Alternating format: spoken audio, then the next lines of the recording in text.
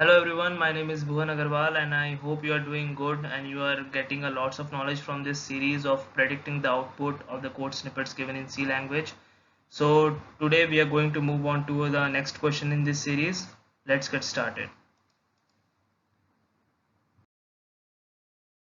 So our next question is this. I would suggest everyone to kindly pause this video and just try to solve it on yourself because it will help you in understanding the solution which I will be telling you. Okay. So I hope you all must have tried and came up with some answers. So let me tell you how to solve this question. So as you can see here, we are declaring a variable a with a value of 3 and we are passing it inside the switch. Now we need to match the value of a, that is 3, with the case labels. So as we can see, the case label 3 is here, but there is nothing to execute inside this case 3. So the output will be nothing, right? Nothing will be printed on the console or the output screen. So those of you who have got the answer as nothing will be printed on the output console, I must tell you that you are wrong. Why is it so? Let us see a golden statement here.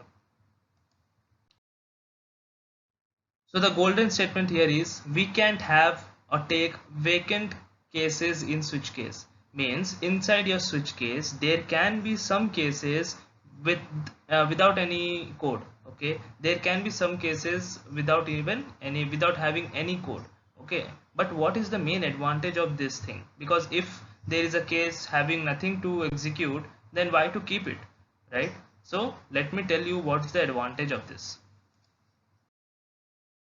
So the advantage is if you want to perform the same operations from some pair of cases, then you need to keep all the cases vacant, but providing the code for the last case in that pair. Okay, suppose there are three cases, 1 2 3, and for all the three cases the process will be same, right? The code will be same. So even if you get case 1, the same thing will be executed. Even if you get case 2, the same thing will be executed. So in that scenario, you need to keep case 1 and case 2 as vacant, and but the case 3 will be having a code. Okay, so here we can see Australia will be printed for all the cases, that is 3 and 7. Okay,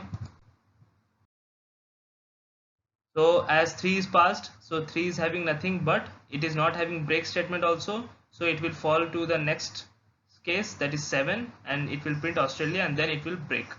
Okay, so this concept is used when you are having cases in some pair that all the pairs in that case, means all the cases in that pair will be executing the same code.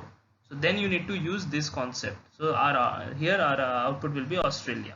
That's it. Thank you.